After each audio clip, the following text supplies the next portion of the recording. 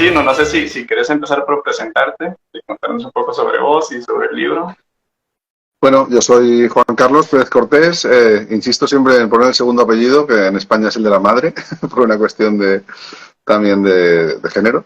Eh, mm, y, y nada, pues yo me dedico, soy profesor universitario, pero de un área que no tiene nada que ver con todas estas cosas.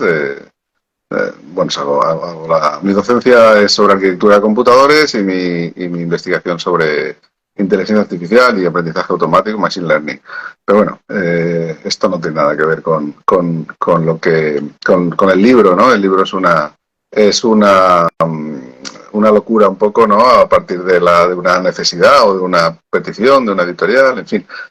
Pero bueno, es también un poco reflejar la forma de vida y un poco el método pues con el que trabajo, ¿no? Que es el de investigar, reproducir un poco por escrito y en trabajos científicos, en este caso más de humanidades, una serie de cosas que yo creo que eran útiles, que hacía falta y la acogida que está teniendo el libro en todos los mercados, tanto en castellano como, o sea, en España, en México, en catalán, en inglés ahora, pues confirma que había necesidad de que alguien pusiera junta toda esta información que no es mía, sino que es del colectivo, ¿no? De la gente que ha trabajado.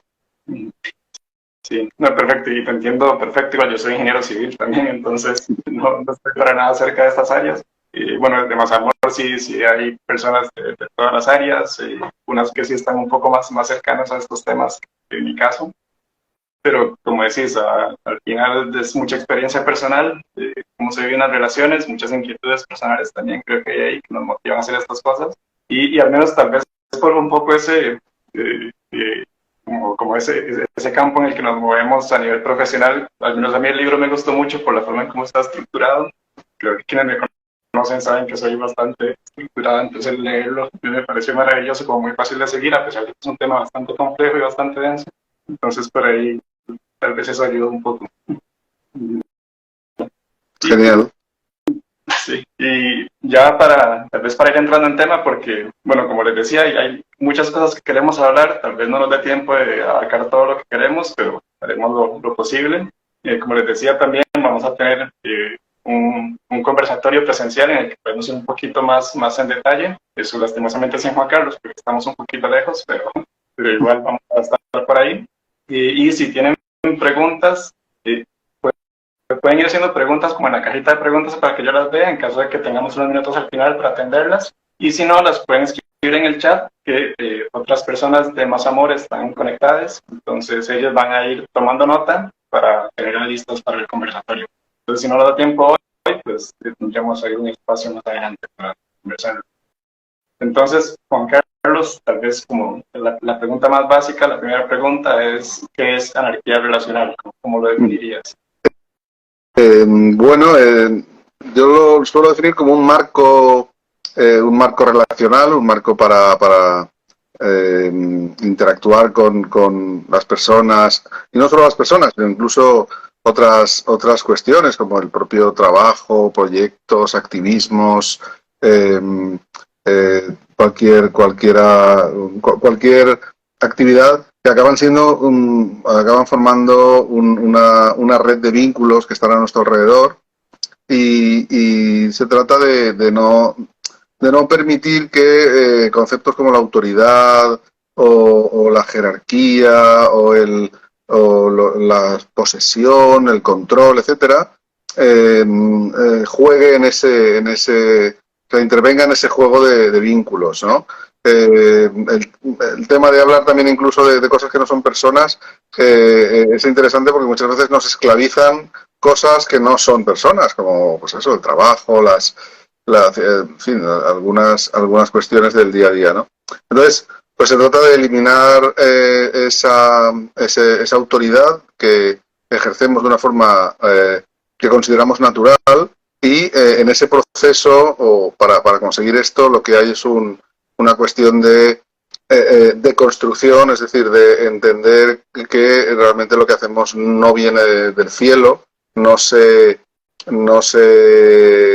da porque sí, sino que hay unas condiciones contextuales, culturales, una construcción cultural que es la que nos lleva a ello, y cuando lo hacemos consciente, pues muchas veces nos damos cuenta de un montón de procesos de autoridad y de procesos de opresión y de procesos de condicionamiento. Nos condicionamos unos a otros y unas a otras y condicionamos a otras personas y se trata de hacer consciente todo eso. Ese sería un marco que hace consciente todas esas formas de poder, de autoridad y de opresión. Ok, perfecto. Y entonces en ese sentido, porque muchas veces la anarquía relacional se conversa mucho, se estudia mucho, se analiza mucho desde los colectivos que hablamos sobre no monogamias. Entonces creo que muchas veces se ve como otra opción de no monogamia, no sé, como estando swinger, poliamor, viejas, etcétera, y anarquía relacional, como lo marcamos ahí. Pero según entiendo, es un marco como más general, ni siquiera es un modelo relacional en ese sentido de que no es que yo no soy poliamoroso, soy anarcorrelacional, o sea, no precisamente, pero es más como una base, una propuesta, independientemente si nos queremos relacionar desde la monogamia, o como me gusta decirlo, monoamor, o el poliamor, o la soltería elegida, incluso es un marco que nos permite buscar una forma más crítica, más consciente, como decir, más sensible también de relacionarnos. Correcto, sí. Sí, efectivamente es trascender un poco a la idea de nueva normatividad, es decir, la anarquía relacional critica o analiza o pone la lupa sobre la normatividad, es decir, los procesos que decía antes que nos llevan a hacer ciertas cosas sin hacerlas conscientes, sino porque vienen heredados, pues si jugamos un poco a la identidad, que es válido, es legítimo decir, pues soy anarquista relacional, como soy cualquier otra cosa, pero si entramos ahí de una forma no muy consciente, con mucho cuidado, podemos crear una nueva normatividad, un nuevo club, una nueva secta incluso, yendo al extremo, ¿no?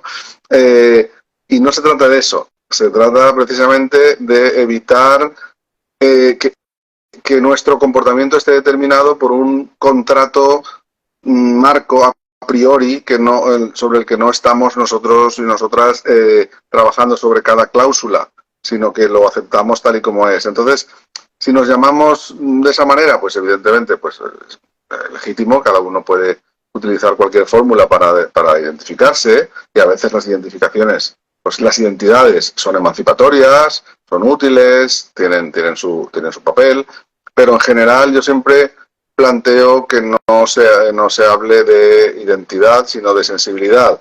Y por eso no me gusta decir soy anarquista relacional o soy X, y sobre todo las no monogamias tienen mucho que ver con esa disidencia del modelo general, pero caen a veces precisamente en esta tentación de generar un nuevo modelo. Y por eso se estudia mucho desde las no monogamias, porque es un planteamiento disidente del modelo hegemónico, que es el modelo monógamo, el sistema monógamo, pero pero va un poco más allá, porque esas disidencias no son las únicas que entrarían en la idea. Por ejemplo, las personas asexuales han estudiado muchísimo la anarquía relacional, porque les permite un marco más general en el que no se centra todo en las relaciones sexoafectivas, en el alosexismo, que es dar más importancia a las relaciones en las que interviene el sexo. Las personas arománticas también han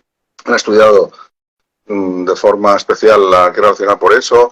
Es decir, que es un marco un poquitín más amplio que el marco relacional, que solo mira el número de personas con las que te relacionas. Claro, sí.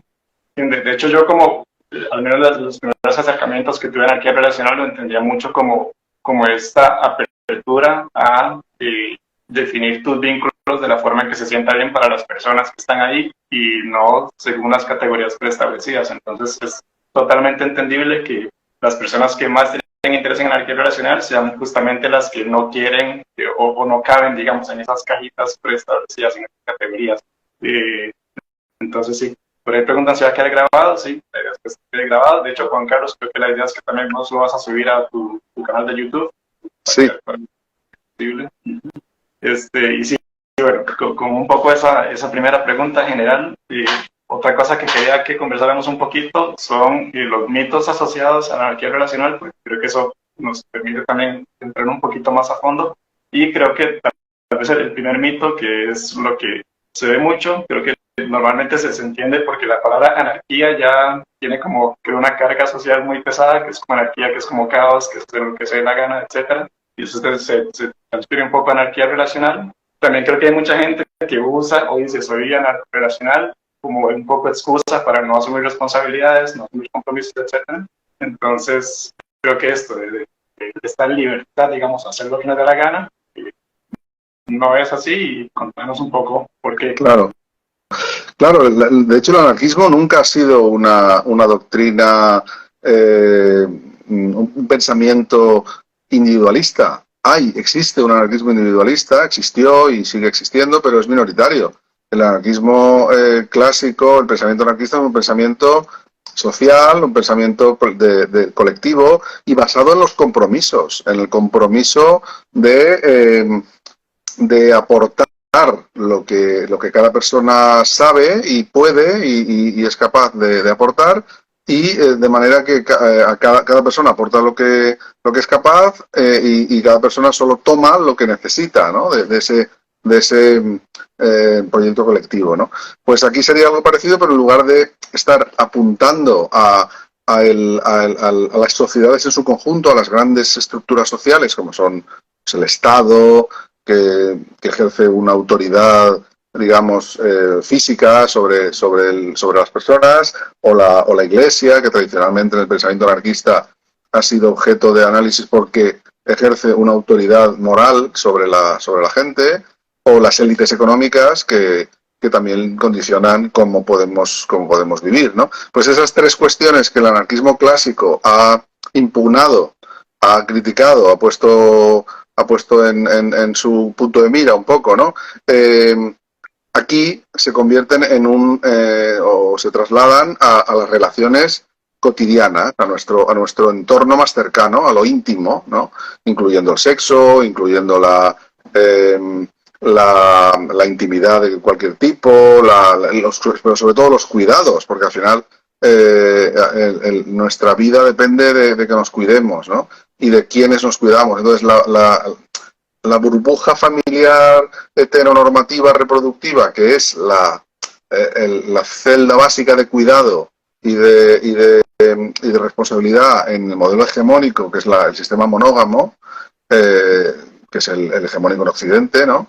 Y en la mayor parte del mundo, de hecho, es ese modelo, ese sistema, que como digo es hegemónico, se pone bajo la lupa, y sobre todo se ponen bajo la lupa todas las formas de opresión, de poder, de control y de autoridad, porque como decía, la autoridad del Estado, la autoridad física, la autoridad de la Iglesia, autoridad moral, autoridad de las élites económicas, autoridad económica, se sustituyen por otras formas de autoridad que generan violencias y opresiones también muy importantes en nuestro entorno. ¿Queremos vivir de una forma no autoritaria, sin opresión, sin control, sin en fin, todas las formas de control, como son los celos, la posesión, etcétera, en nuestra vida cotidiana?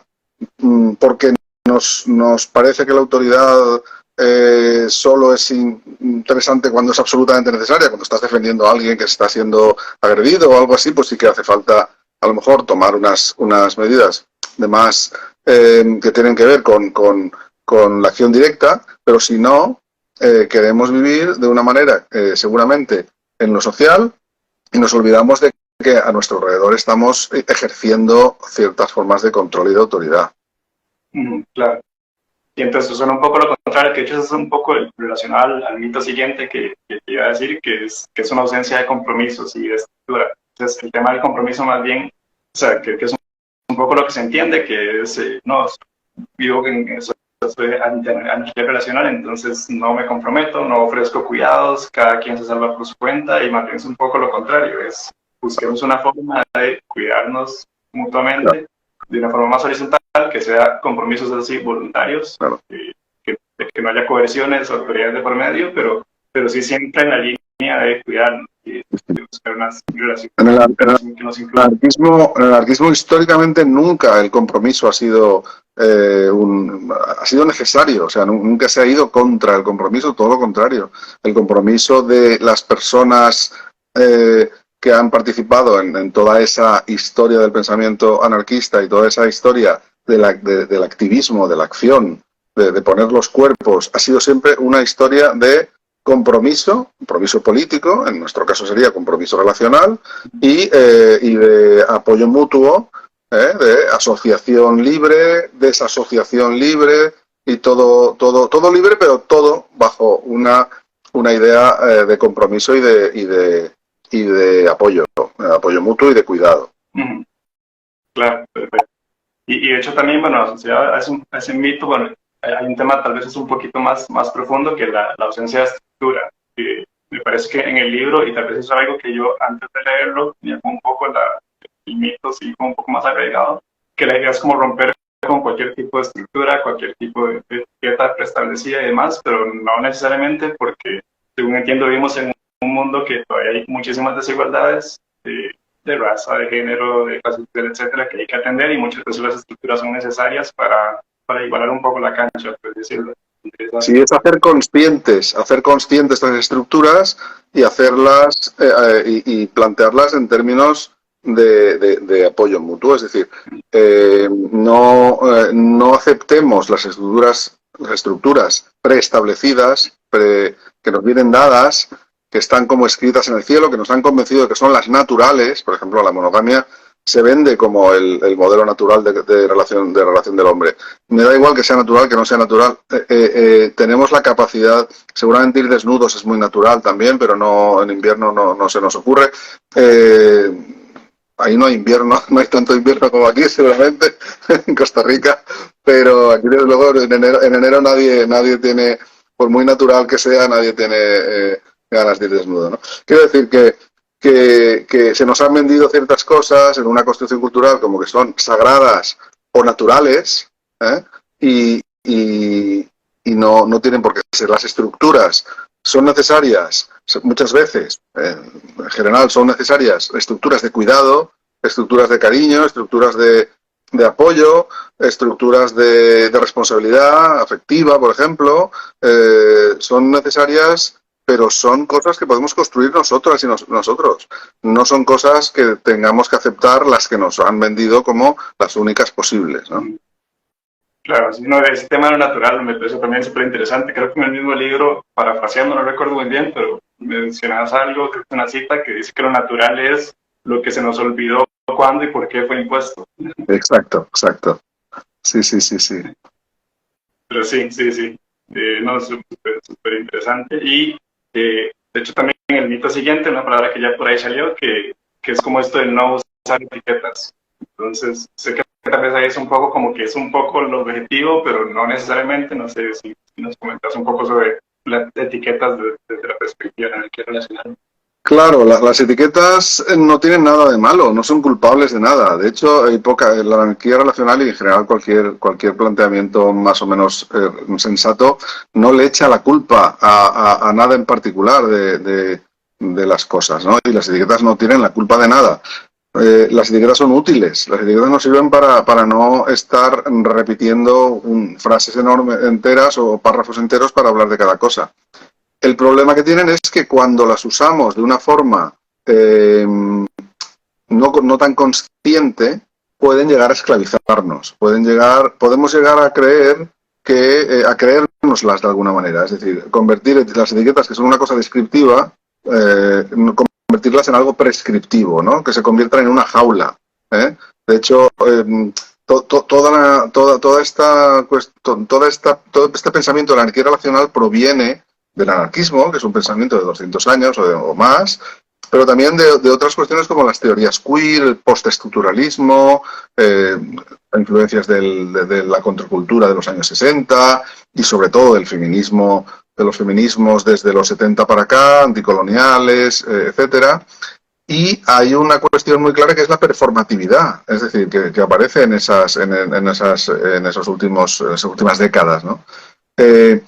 Y cuando usamos todo el tiempo mi novia, mi novio, mi marido, mi mujer, mi tal, mi esposo, mi esposa, etcétera, estamos describiendo una cosa primero que no hemos dibujado nosotras mismas, sino que nos viene dibujada de antes, y además acaba definiendo deberes, obligaciones estereotipados y sobre todo expectativas estereotipadas.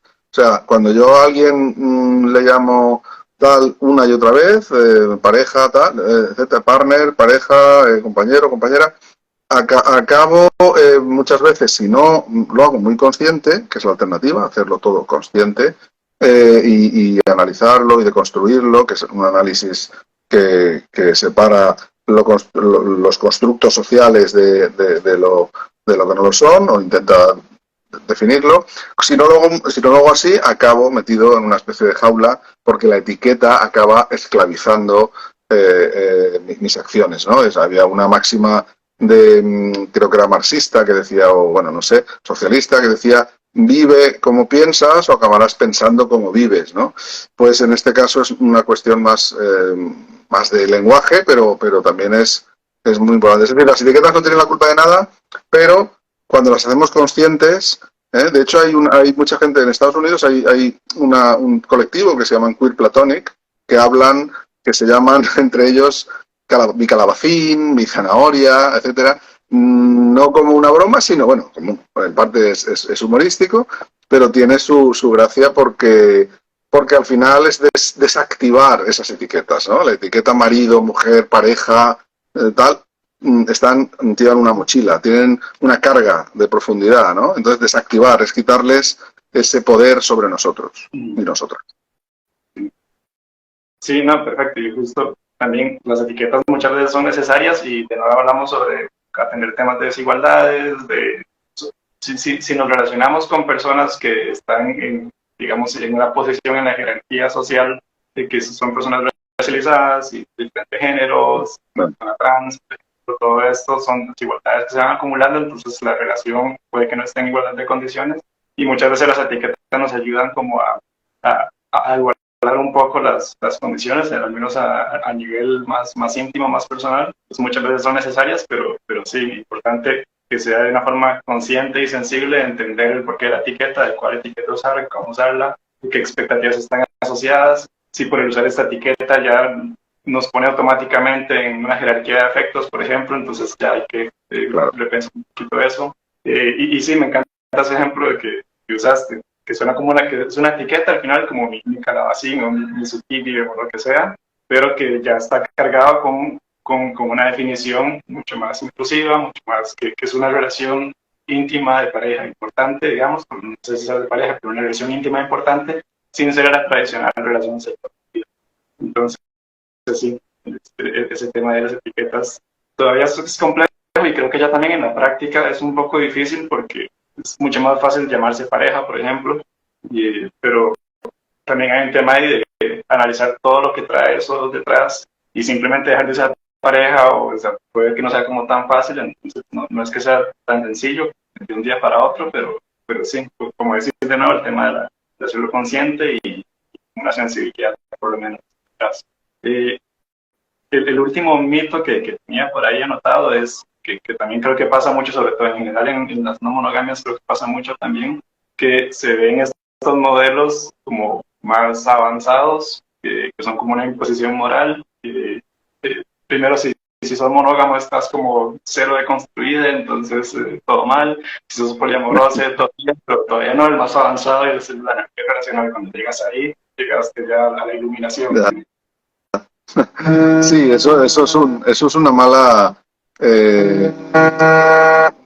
idea en general, ¿eh?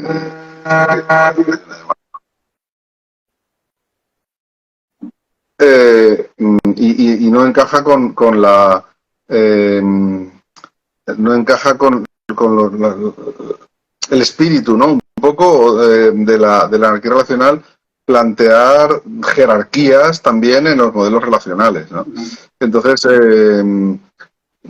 además, yo creo que la anarquía relacional es un marco muy inclusivo que no habla de prácticas, sino que habla de, o sea, prácticas en el sentido de si me relaciono con una persona, con dos o con tres, como, claro, tanto poliamor como no monogamia, como etcétera, pues se refieren a números, ¿no? Poli es varios, no mono es no uno, es decir, varios también, etcétera. Es decir, no existiría esa, no tendría sentido esa jerarquía, ¿no? Ese ordenar las cosas, los modelos, porque son modelos que hablan de cosas distintas. Claro, entonces sí, un poco estaba resaltando de nuevo el tema de la sensibilidad, es un poco una de las palabras clave que hemos estado tocando. Y bueno, ya también entonces, eso era un poco como el tema de los mitos. También ya para tal vez ahondar un poquito más, pues creo que ya muchos temas los hemos ido tocando un poco, pero para poner así como un modo de pregunta un poco más directo, es entonces, ¿qué es lo que critica o qué es lo que busca romper la energía relacional? Pues sobre todo la autoridad. La anarquía se opone a jerarquía. ¿Eh? Entonces, es importante y además encaja con una de las preguntas que veo que llegan, que si es posible eliminar la jerarquía. Pues para empezar es muy importante distinguir lo que es jerarquía de lo que son preferencias, deseos. Es decir, existe jerarquía entre cosas que nos gustan más y nos gustan menos. Eso no es una jerarquía realmente. Una jerarquía no es una ordenación, ¿eh? Es algo más. Una jerarquía es lo que pasa en el ejército, lo que pasa en la iglesia, etcétera, que hay unas personas que tienen autoridad y poder sobre otras, ¿no? Entonces, si yo tengo una red de vínculos y con uno de ellos a mí lo que me gusta es muchísimo ir al cine, o con otro de ellos lo que me apetece es ver a esa persona muy a menudo, a otra persona pues no me hace falta verla tan a menudo. Todo eso son prácticas que tienen que ver con los deseos, con las preferencias, con cómo estás sintiendo. Intentar cambiar eso, yo creo que es un error. No tiene mucho sentido decir, sobre todo, no tiene ningún sentido sentirse culpable porque una persona te guste más en un momento dado, en el sentido de que te apetezca verla más, o que una persona pues no te apetece hacer ciertas cosas con ella, pues que siempre que voy al cine con tal persona acaba, yo qué sé, haciendo la película ya no me guste por sus análisis tan pesimistas, yo qué sé, cualquier cosa así, ¿no? Quiero decir, ni para bien ni para mal, esas cuestiones de preferencias, etcétera, tienen el sentido que se le da a la jerarquía en este caso. Es decir, no se trata de horizontalizar en ningún sentido, excepto en el de la autoridad. Es decir, lo que yo sí que podría identificar con la anarquía relacional es la idea de que nadie pueda condicionar a otras personas en mi red. Es decir, que nadie me pueda decir ni a mí en relación con otras personas qué cosas puedo hacer o no puedo hacer, por ejemplo. Eso sí sería una jerarquía, porque sí que intervendría la autoridad. Entonces ahí es donde está la clave. No pensemos que porque haya preferencias, deseos, inquietudes, entusiasmo, pasión diferente, porque es que es imposible tener el mismo nivel de todo eso hacia todas las personas todo el tiempo. Sentirnos mal porque eso no esté ocurriendo así es absurdo. Sentirnos mal porque una persona está condicionando a otra ya tendría más sentido. Es decir, no se trata de sentirse mal, pero se trata de intentar evitar esos gradientes de autoridad, esos gradientes de privilegio, y por tanto eso sí serían jerarquías, ¿no? Pero esa distinción es básica, porque si no es imposible vivir con un objetivo, con una vocación de horizontalidad absoluta. Sería matarnos, ¿no? Quiero decir, sería condenarnos a una insatisfacción constante, ¿no? Sí, y no solo eso, sino que también sería injusto para quienes están más abajo en las desigualdades sociales, porque se les ofrece la misma cantidad de cuidados, por así decirlo, que a una persona que tiene más privilegios, por ejemplo. Claro. Entonces también cómo distribuir esos cuidados. Claro.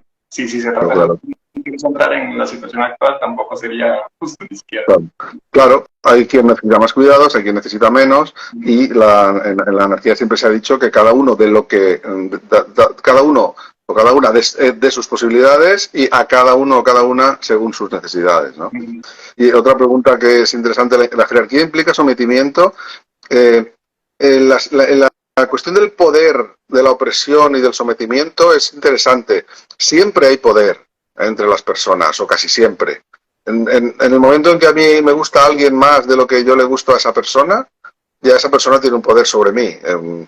O en el momento en que yo deseo ver a alguien más de lo que esa persona desea ver, o en el momento en el que esa persona tiene menos tiempo que yo, porque su trabajo le ocupa más, o tiene obligaciones tal, yo ya tengo un poder. En fin, los gradientes de poder siempre están.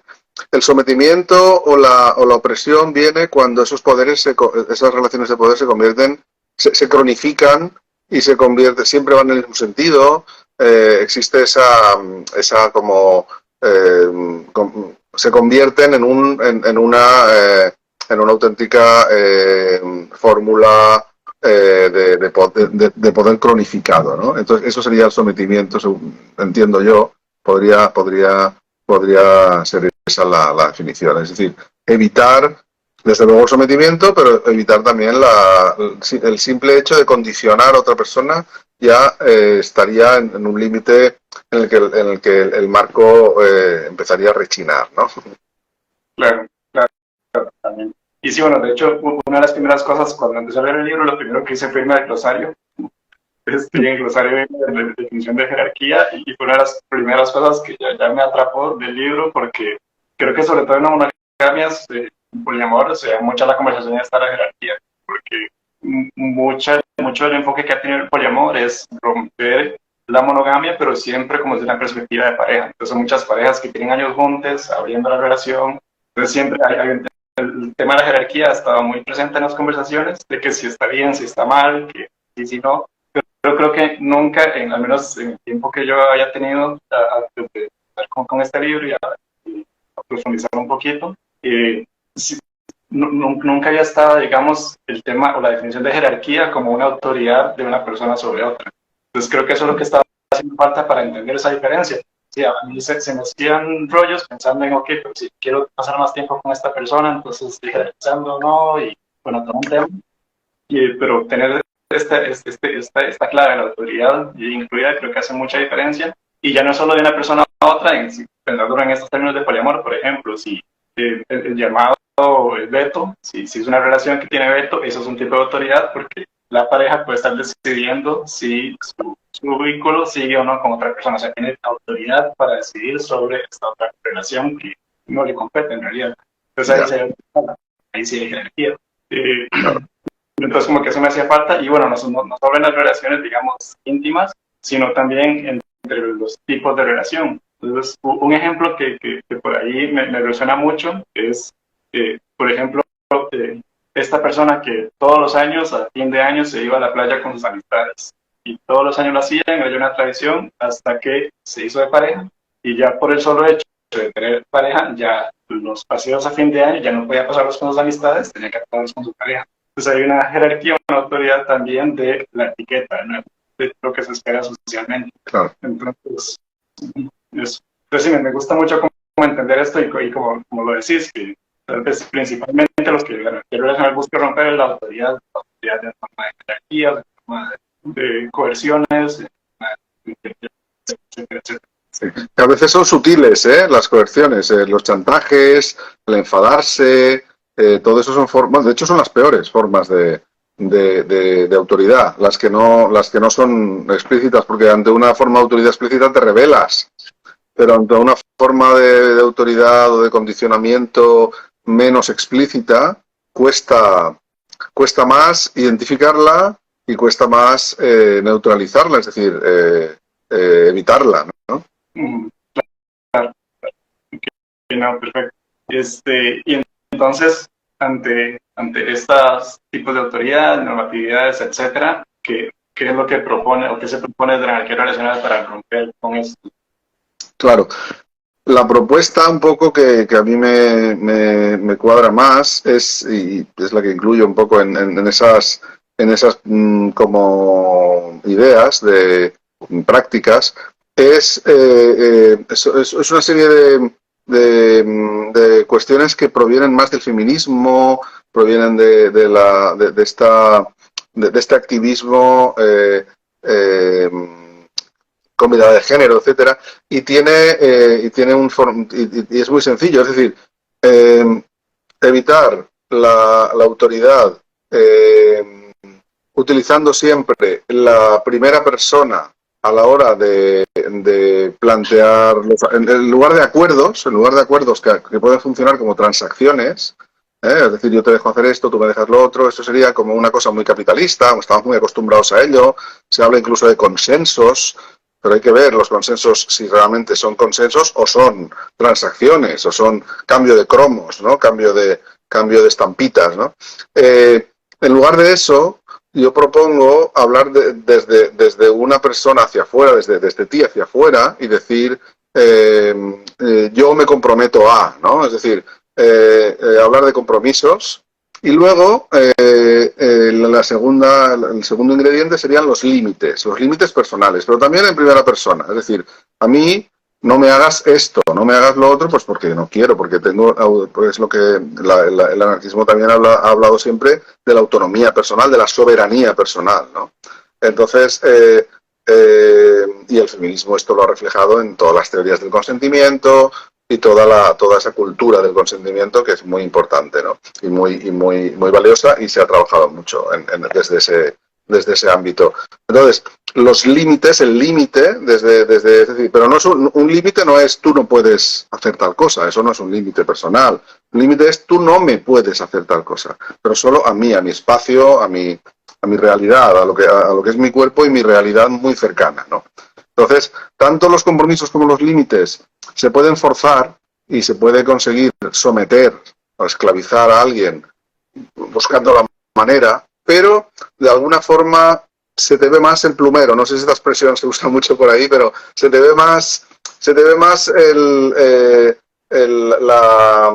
la estrategia, se te ve más la trampa, porque tienes que darle mucha vuelta a la cosa para decir en primera persona, prohibirle a alguien que haga cosas hablando en primera persona. Se puede hacer, ¿eh? Es decir, la gente es capaz de construir los sofismas más convolutos de la manera porque cuando intenta convencer a alguien, ¿no? O condicionar a alguien o chantajear, ¿no? Pero se ve más fácil, ¿eh? No es tan sencillo. Es decir, yo siempre pongo el ejemplo, imagínate que yo me voy de viaje, ¿no? O imagina que tú te vas de viaje. Entonces, y yo te dijera, no, pues vamos a llegar a un consenso sobre dónde puedes irte tú de viaje. Tú dirías, hombre, eso no es un consenso, yo me voy donde decida yo, ¿no? Tú no tienes nada que ver. Pues en el poliamor, no monogamia, se habla muchas veces de consenso cuando estamos hablando en esos términos. Ahora, si nos vamos a ir los dos de viaje, entonces sí que habrá que consensuar a dónde vamos, ¿vale? Y ahí está el tema, es decir, yo sí que tengo capacidad de consensuar o de acordar sobre cosas comunes, pero no sobre lo que tú haces, ni tú sobre lo que yo hago, y sí que tengo la capacidad de poner límites o el derecho a poner límites sobre lo que hacen conmigo, pero no sobre lo que otras personas hacen en general. Es decir, esas son un poco las herramientas que, insisto, no son mágicas, ¿eh? Es decir, si hay poder, si hay un poder de una persona sobre otra, se puede construir un sofisma, como decía antes, que parezca un límite, que parezca un compromiso, pero en realidad no lo es. Claro, sí, claro. Y de hecho, con el tema, por ejemplo, de usar la palabra acuerdos, que creo que de las no monogamias es bastante popular, se habla más de acuerdos y límites, incluso desde más creo que hemos hecho mucho énfasis en el tema de los acuerdos, pero sí creo que usualmente con acuerdos hay que tener como una serie de aclaraciones como al lado, porque muchas veces, y creo que es también de mucho de la experiencia, de los primeros acuerdos que se hacen, si se quiere abrir la relación, por ejemplo, es como, ok, pero entonces no puedes llegar a casa después de medianoche, por ejemplo. Entonces ya ese tipo de acuerdos es donde hay ya una autoridad de por medio, ya. Claro, porque es que llegar a un acuerdo sobre lo que tú puedes hacer exige de entrada haber aceptado que yo tengo poder, que yo tengo poder sobre ti, que yo tengo algo que decir sobre lo que tú puedes hacer o no. Entonces, eso está fuera del marco de la anarquía relacional. Es decir, esos acuerdos son acuerdos sobre algo, es asumir, aceptar que ese acuerdo es válido, es asumir que yo tengo, yo te poseo de alguna manera, ¿no? Tengo una autoridad, una potestad sobre tus acciones, sobre tu vida, sobre tus decisiones, y eso está fuera del marco de la anarquía relacional. Claro, claro que igual si nos mantenemos dentro de, digamos, la teoría del poliamor, uno podría decir como que si haces estos acuerdos, si das vuelta a ese acuerdo, por ejemplo, para decir, entiendo que para vos es difícil que yo esté fuera hasta tarde, por ejemplo, que tal vez eso genera ansiedades, genera inseguridades, etcétera. Entonces, el acuerdo podría ser como si voy a llegar tarde te aviso, una llamada o algo así. Entonces, se puede seguir utilizando la palabra acuerdo para hacerlo un poquito más, digamos, más ético. No, fíjate que estás usando en primera persona, es un compromiso. Ajá, Yo me comprometo a llamarte, yo me comprometo. Así sí, es que es muy útil la idea de compromiso. sí, justo se iba a decir que al final eso es, desde la propuesta de anarquía relacional, no es tanto un acuerdo, sino un compromiso de me comprometo a que voy a cuidar de esas cosas que sentí por mis acciones, Claro. voy a tener cuidado, voy a estar pendiente, es un compromiso de cuidado, más que un acuerdo específico. Entonces, creo que queda claro con lo que nos contás. Y también, de hecho, por ahí la pregunta es un poco lo que queríamos ir conversando, de cómo aterrizarlo ya como en el día a día, que por ahí preguntar. Entonces, me parece una buena forma como empezar a hablar de eso, de cómo llevarlo a la práctica, cómo aterrizar todo ese día. Sí, yo creo que se podría contestar con una pregunta. ¿Cómo llevamos a la práctica la idea de que somos feministas, ¿no?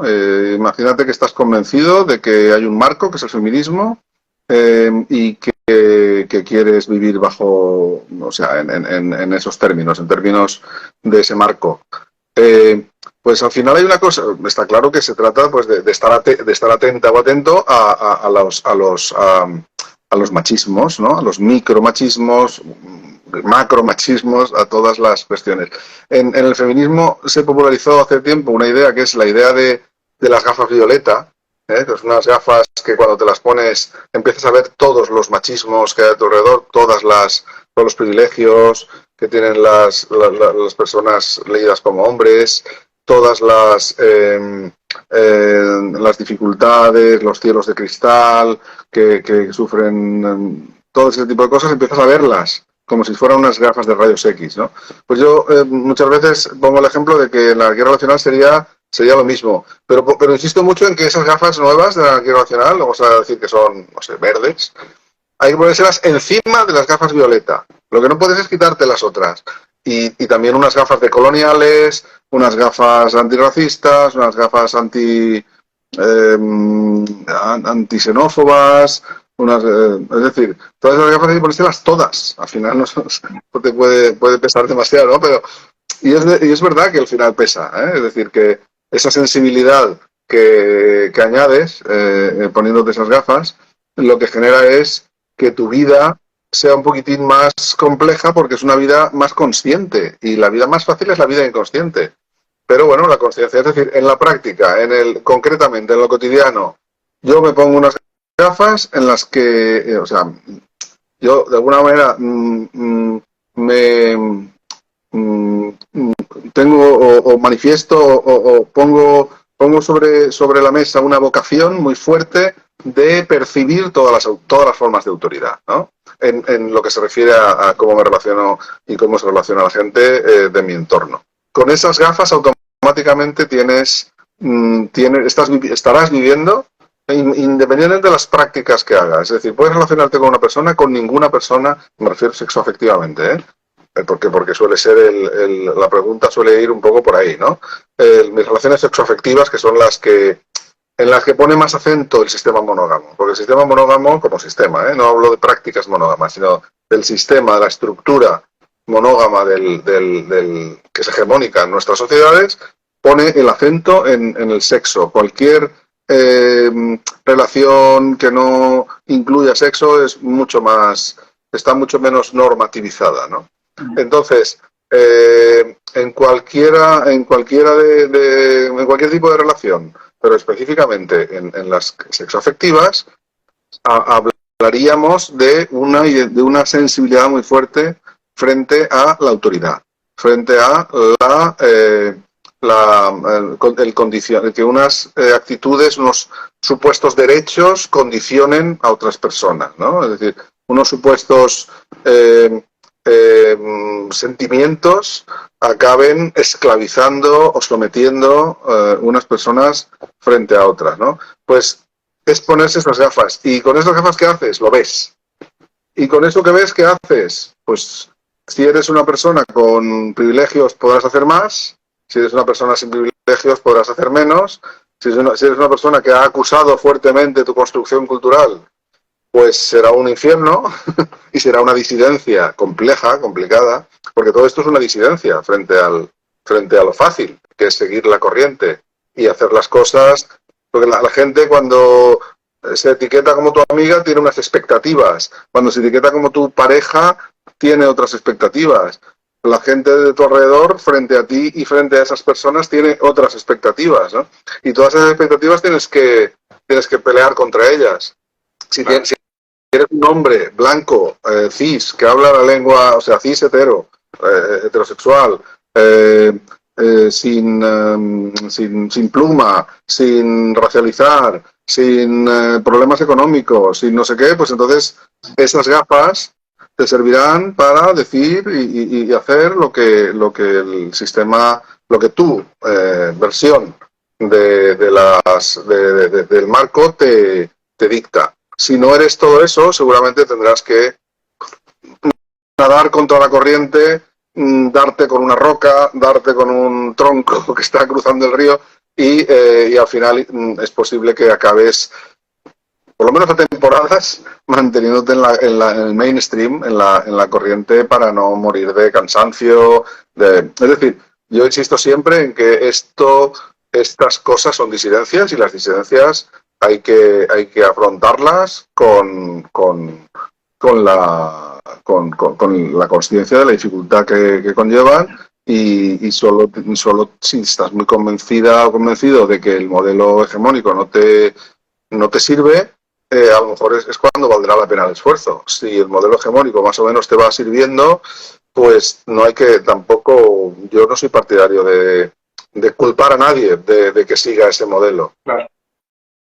Sí, totalmente. Entonces, es básicamente ponerse esas gafas que te permitan ver o cuestionarte por lo menos por qué dejé de ir a la playa con mis amigos cuando empecé a tener pareja. Ya, solo verlo, empezar por ahí, pero que tampoco sean gafas que te sirvan para andar diciendo a la gente como, mira, tu monogamia es súper autoritaria o tu poliamor es muy jerárquico. Entonces, porque no, hay que tener mucha compasión con las otras personas, con todo lo que decís, y no solo compasión con otras personas, sino también autocompasión, porque como decías, esas gafas empiezan a pesar y empieza a haber mucha culpa de, ok, yo estoy reproduciendo un poco todo esto, cómo empiezo a desmantelarlo puede ser muy, muy difícil.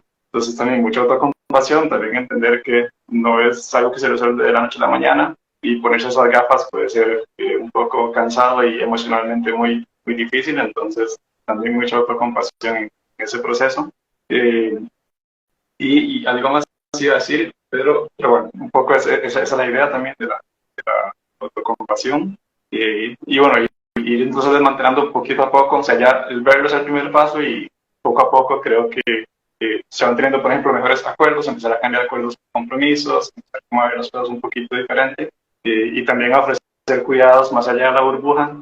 Creo que esa es una de las cosas que también esas gafas debería permitir ver, el privilegio de pareja y la burbuja, digamos, este núcleo familiar que nos identificar todo aquello que creemos que es natural o que es la única forma de hacer las cosas, que ahí se esconden muchas formas de autoridad y muchas violencias. En las cosas que pensamos que no hay otra manera y que así se ha hecho siempre y que así hay que hacerlo.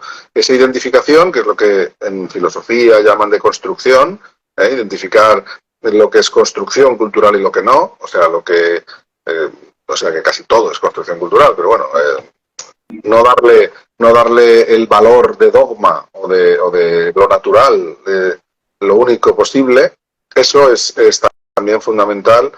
Y como ves, son cuestiones muy generales, o sea, no estamos hablando de prácticas, yo nunca hablo de prácticas, de hacer esto o lo otro, o sea, estamos hablando hablo de lo sexoafectivo, porque es en lo que más insiste el modelo hegemónico, pero si no fuera porque hay que luchar contra ese elemento clave, ese pilar del sistema, que es el sistema monógamo, y se llama monógamo porque habla de las relaciones sexoafectivas. Si no fuera por eso, en realidad no estamos hablando de ninguna práctica concreta. Es decir, estamos hablando de no tener autoridad, de no tener derecho a... Porque cuando digo autoridad, hay una cosa básica que es, en la práctica, ¿no? Que es cuando yo siento que tengo derecho a enfadarme, por ejemplo, con otra persona porque, lo que decías tú antes, no vuelve a temprano a casa o no vuelve a dormir un día, o etcétera. Cuando siento que tengo derecho a enfadarme, eso es una forma de autoridad bastante complicada de gestionar, porque si tú sientes que tienes derecho sobre la otra persona, que tienes cierto nivel de posesión, de control, etcétera, de derecho a controlar o a que la otra persona te rinda cuentas frente a ti, ahí estás ejerciendo una autoridad. Y es muy difícil salirse de ahí, porque es que es un derecho que tú percibes como natural, pero ¿cómo no voy a tener derecho a que me avise si no va a venir, etcétera? La parte logística tiene sentido, es decir, claro que tienes que avisar a cualquier persona si piensa que vas a ir, pero sea tu compañero de piso o sea alguien que has conocido hoy y compartes con él o con ella la habitación del hotel o de un albergue o de cualquier sitio y os acabáis de conocer, si la otra persona tiene que cerrar la puerta, pues tú tendrás que avisar de que no llegas. Pero eso es una cuestión logística. Yo me refiero a ese derecho como visceral que notas en la tripa, ¿no? Cuando alguien con quien tienes una conexión muy fuerte, una conexión íntima, de repente no llama o no escribe o tal, sientes que tienes el derecho de que te llame o que te escriba, más allá de lo logístico, ¿eh? Eso es muy complicado de gestionar y eso es una de las partes que contienen autoridad y hay que trabajarlo de una forma muy complicada y muy visceral. Claro, claro, sí, no, y perfectamente claro con ese ejemplo. Y de hecho también eso nos lleva un poquito, bueno, a otra pregunta o sea, también de las dificultades de ponerlo en práctica. ¿Qué pasa si, por ejemplo, yo tengo toda la intención de empezar a gestionar esta autoridad, de empezar a pensar en términos de compromisos, etcétera, pero mi entorno no está ahí todavía, mi entorno no me lo permite, y por ejemplo, mis amistades siguen jerarquizando sus parejas, sí, o sea, si las demás personas que son parte de mi red no ayudan, digamos, no se resisten, pues al cambio. Claro. Pero esa es la pregunta clave y básicamente no tiene respuesta. O sea, se ha hablado muchas veces, sobre todo en poliamor, en no monogamias, de pues que si los celos, que si la energía de la nueva relación, ¿no? Cuando hay una pasión, todo eso son complejidades importantes. Pero realmente hoy en día yo creo que la dificultad mayor de gestionar todo esto es, no son ni los celos ni la NR, es el problema de que esto es una cuestión colectiva y seguramente no vas a encontrar gente a tu alrededor según donde vivas, según tu contexto cultural, socioeconómico, etcétera. No vas a encontrar a nadie. Entonces, claro, eso sí que es un problema sin solución. Es una cuestión colectiva y si el colectivo eres tú solo, pues es poco colectivo, ¿no? Sí. Sí, totalmente. Y de hecho, esa era justo una pregunta que tenía de seguimiento de cómo pasar de lo individual a lo colectivo, que también es un poco el mismo dilema. Que sí, creo que parte mucho de empezar a romper estas burbujas en las que nos aislamos, que principalmente hablan de pareja o del núcleo familiar, que es lo que le sirve al sistema actual capitalista. Entonces, un poco tratar de romper eso y no más como a redes afectivas o redes de apoyo. Pero sí, de nuevo, si la red que tenés no colabora, entonces es un poco más difícil, pero poder ir poco a poco y al menos cambiando lo que sí podemos cambiar, creo que ya ayuda muchísimo. Hombre, yo daría un punto positivo, daría también una, chispa positiva, ¿no? En todo esto, una chispa de positividad, diciendo que realmente sí tenemos redes. Lo que pasa es que las llamamos redes de amistad. Lo llamamos amistad, ¿eh? Y el problema es que a esas redes que llamamos de amistad, a esas redes de cuidado y de apoyo, a las que llamamos amistad, les ponemos un techo. Y ese techo es el que establece o el que define las burbujas estas de monogamia, ¿no? Es como si como si tuviéramos un nivel de agua y tal, pero no puede subir más de cierto nivel, porque ahí arriba hay algo, que son las burbujas hetero parejas reproductivas, etcétera, ¿no? Que es el modelo que el sistema monógamo, digamos, maneja o define como el máximo, ¿no? El máximo de compromiso, de responsabilidad, de cuidado, de amor, de pasión, etcétera, ¿no? Y entonces esas burbujas evitan que el agua, que sería lo que conocemos como amistad, llegue al máximo. Entonces, ahí es donde habría que trabajar. Es decir, ya la parte positiva es que ya conocemos cómo relacionarnos de una forma no autoritaria. Con las amistades no suele haber, hay de todo, ¿eh? Es decir, no vamos a decir que las amistades son perfectas, ¿no? Las redes de amistad no son perfectas, pero en general no hay expectativa de autoridad, no hay expectativa de derechos, de potestad y control sobre las demás personas, o mucha menos expectativa, ¿no? Y eso, por tanto, es positivo porque ya lo sabemos hacer.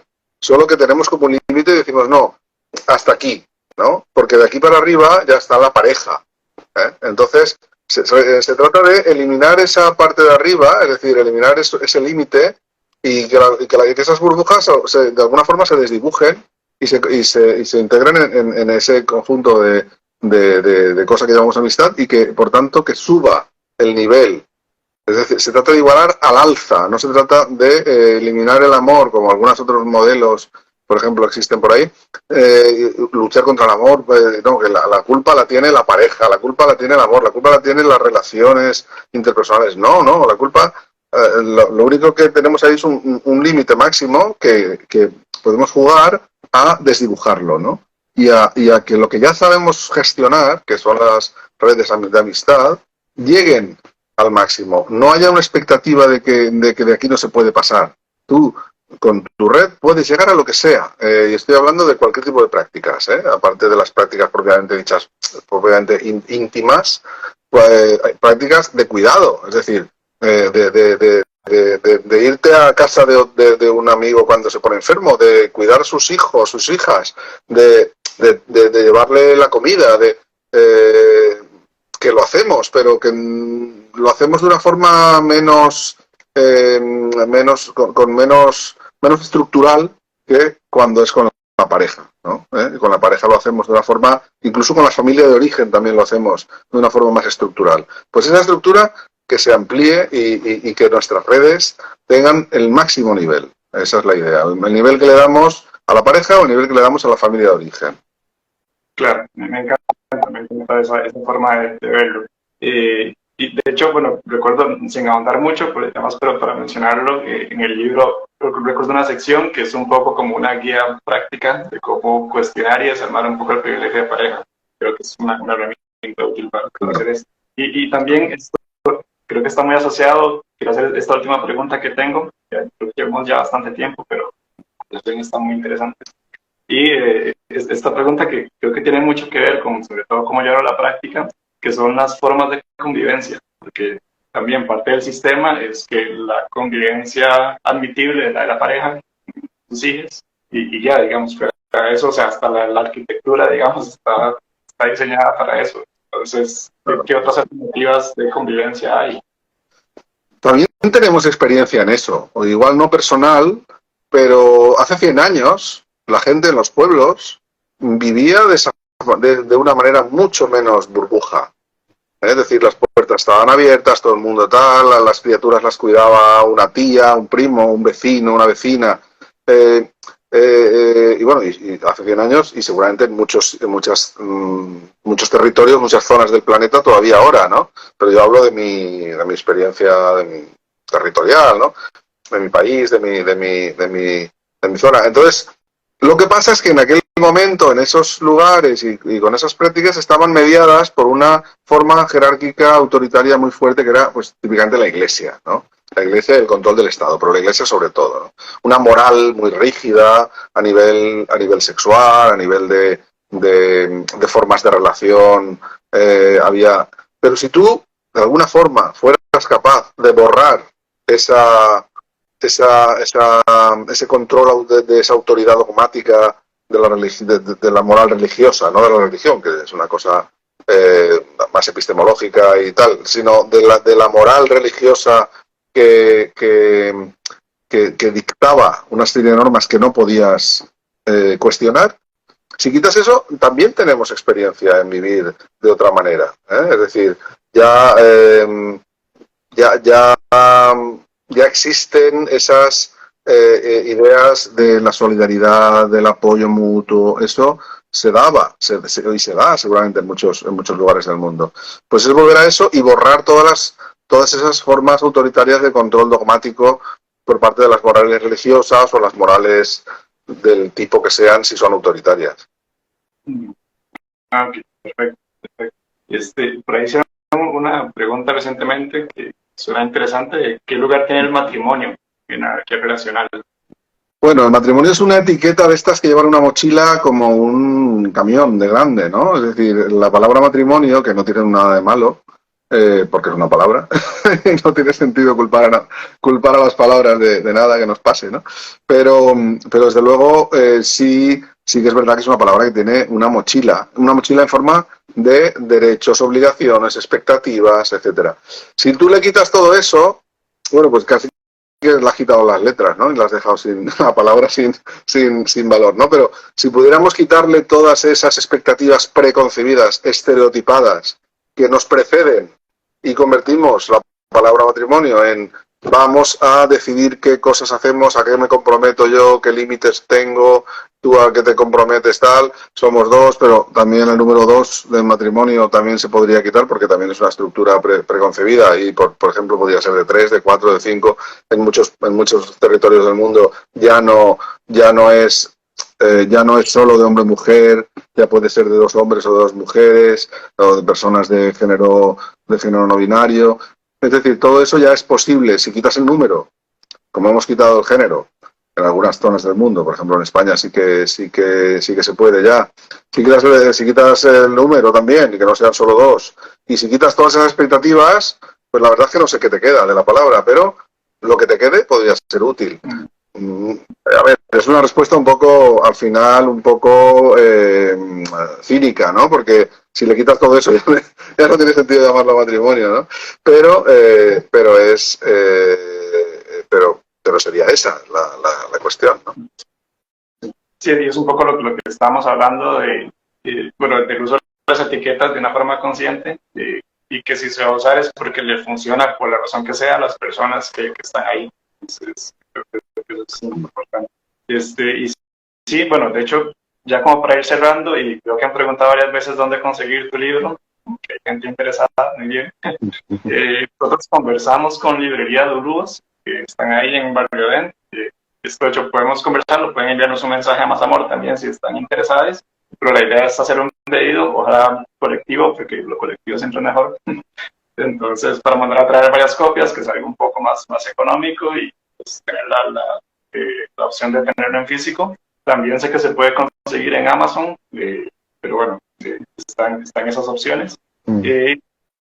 Y sí, entonces, por ahí dicen que la librería andante también se consigue. Excelente, no lo sabía.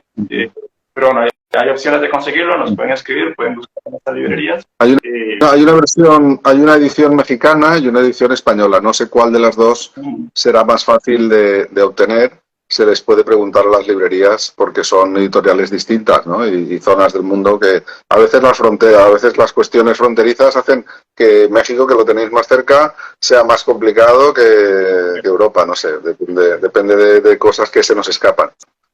Sí. Okay. El asunto, lo importante es que hay formas de conseguirlo en físico, entonces se pueden acercar a Más Amor para coordinarlo. También sé que se puede conseguir en digital, entonces ahí versión digital en Amazon, me parece. Sí.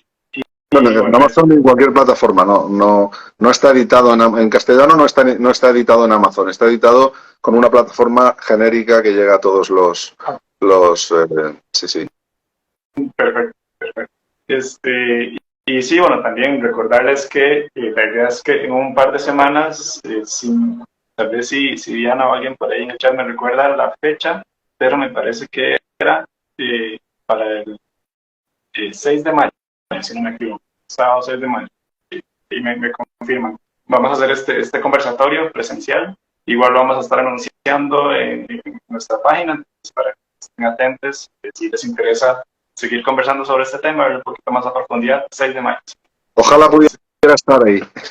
Ojalá hubiera sido. Otro año quizá. Si alguna vez estás por acá, entonces con todo gusto, invitadísimo a hacer algún eventito. Entonces, eso. Y sí, no sé si querés como algunas palabras de cierre, como, no sé, algo importante que mantener presente. Pues nada, daros las gracias y por esta conducción de este análisis del libro tan completa que me ha encantado porque ha repasado darte las gracias, daros las gracias allí, que es genial recibir feedback de sitios tan lejanos, que estaría genial estar por ahí alguna vez y conoceros en persona. Y nada, y que esto es una cosa colectiva, como hemos dicho ya varias veces, y que lo hacemos entre todas, entre todes, y que tenemos por delante convertir una utopía en algo más parecido a la realidad, sin perder la idea, sin perder la esperanza de que la utopía siempre acaba estando más lejos y hay que seguir en ella, pero que es una cosa bonita siempre y cuando se vea como algo colectivo, ¿no? Yo estoy muy ilusionado con tanto feedback, con tantas personas, no sé, entrando en esta ilusión colectiva. Perfecto. Bueno, muchísimas gracias, Juan Carlos, primero por un libro tan maravillosamente escrito. También muchas gracias por el espacio, el tiempo. Creo que nos has aclarado muchísimas cosas hoy. Estuvo maravillosa la conversación. Y bueno, a todos, pues ahí continuamos conversando sobre estos temas, trabajando en esto. Y tal vez no se olviden entonces de ponerse de vez en cuando las gafas de la sensibilidad y partir de ahí, a los ritmos de cada persona y según los privilegios y las posibilidades que tengamos, pero ahí poco a poco vamos pasando un poquito más a lo colectivo y buscando cuidados un poco mejor distribuidos. Entonces, muchísimas gracias, Juan Carlos, gracias a todas las personas que se conectaron. Estamos conversando. Encantado, muchas gracias. Gracias, Chay.